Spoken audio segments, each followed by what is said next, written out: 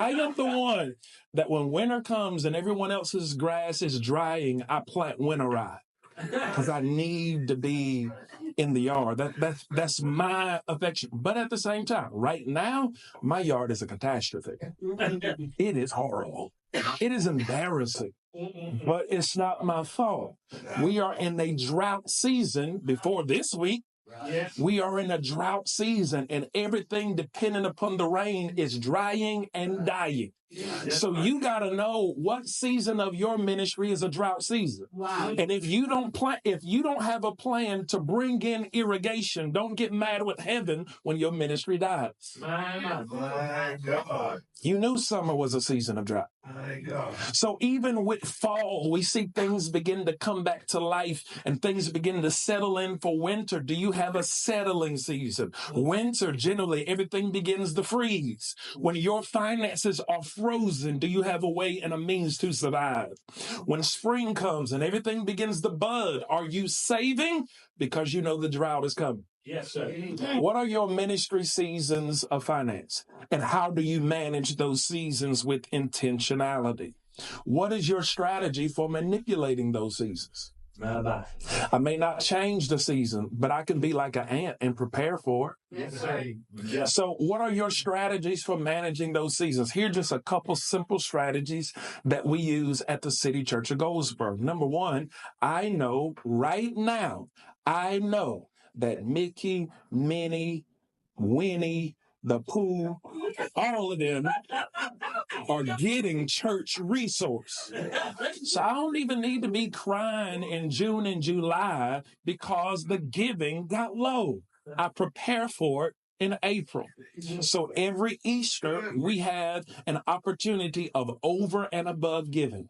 Every Easter. Why? Because this is what's going to help us manage the summer so I don't have to stand in front of you and fuss every week.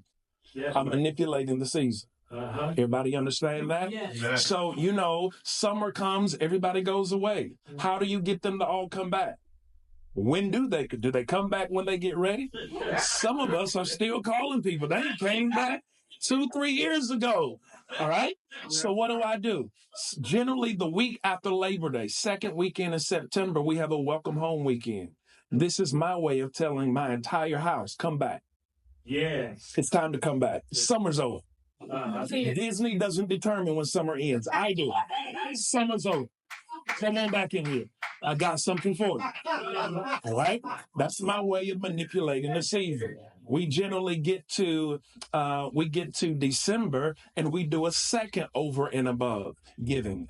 We call it Heart for the House. Why is this important? This is important because you probably spend the most money giving on Christmas. Yeah. Christmas is a giving season. Have you ever noticed generally the first weekend in December, first Friday in December, United Way, American Red Cross, all of them are saying return, pour something back into the house. Why?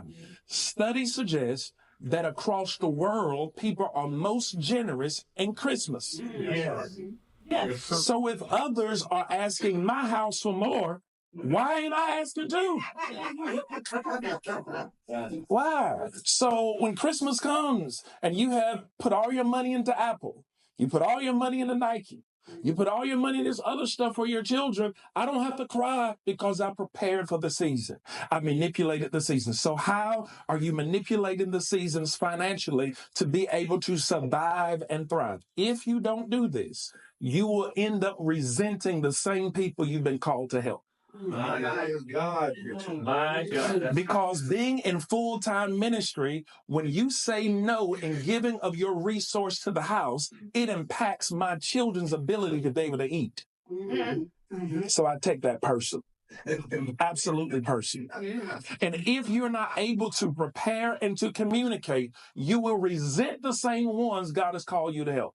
Yes. The ones you are called to help, you will end up hurting. Yeah. Beating them over the head unnecessarily. Yeah. So we got to plan and prepare for these seasons. Do you have a stability plan? What's your plan for manipulating these seasons? Do you have any strategic events in your calendar just for momentum boost financially? Can I give you one? So we're coming out of this July. We're going into August. Mickey, Minnie, all of them done got it all. You know what I'm saying? I'm not crying. I'm prepared for that in Easter. But I need the momentum to jump back in. So in August, we go on 21 days of fasting. Watch this, however.